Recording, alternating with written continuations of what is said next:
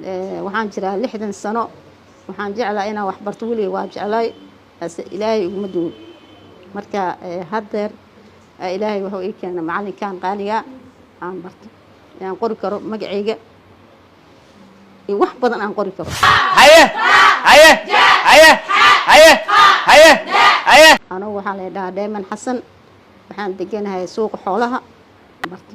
aan qori karo magacayga iyo wax badan aan qori karo hamad weyn oo aad u fiican ayaan ka dareemay wax badan ayaan ka dareemay waa ku xisaabtamaya sida salaada aan ugu dukado oo aan ugu xisaabtamaa inaan wax barto heer ka gaaro insha Allah ma sha Allah hadda waa fiicanahay meel fiican aan maraya insha Allah maxaad baad u diraysaa waxaan baa u dirayaa inay guryaha fadhin inay wax bartaan oo ilaahay idmo ka soo kacaan macallimiin u imaadaan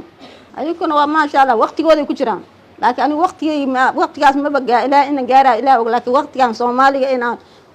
lambarkan ilmaha ii soo bixi dibsadaan marka inaan lambarkaas soo baxsado oo qoftaan raba aan wici karo